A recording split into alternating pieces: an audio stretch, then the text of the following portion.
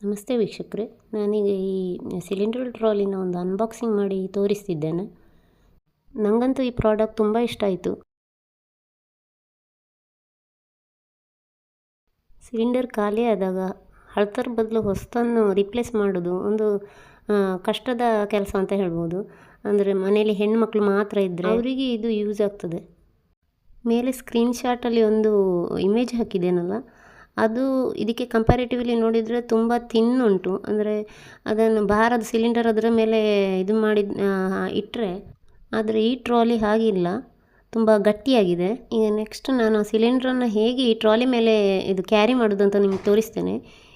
ನಾನು ತೋರಿಸಿದ ರೀತಿಲಿ ಸಿಕ್ಕಿಸಿ ಕಾಲನ್ನು ಸ್ವಲ್ಪ ಹೀಗೆ ತಾಗಿಸಿ ಅದನ್ನು ನೆಕ್ಸ್ಟ್ ಬ್ಯಾಗಿನ ಥರ ಎಳ್ಕೊಂಡು ಬರೋದು. ಟ್ರಾಲಿ ಬ್ಯಾಗ್ ಉಂಟಲ್ಲ ಹಾಗೆ ನೋಡಿ ಎಷ್ಟು ಚೆಂದಕ್ಕೆ ಬರ್ತದೆ ಅಂತ. ಹೊಸಿಲನ್ನು ಹೇಗೆ ದಾಟಿ ಬರ್ತದೆ ಅಂತ ನೋಡಿ.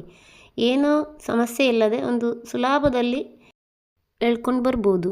ಇದು ಹೆಂಗಸರಿಗೆ ಮತ್ತು ಏಜ್ ಆದವರಿಗೆ, ಸಣ್ಣ ಮಕ್ಕಳಿಗೆ ಕೂಡ ಇದನ್ನು ಟೆಕ್ನಿಕ್ ಗೊತ್ತಿದ್ದರೆ ಅದನ್ನು ಸುಲಭದಲ್ಲಿ ಎಳ್ಕೊಂಡು ಬರ್ಬೋದು.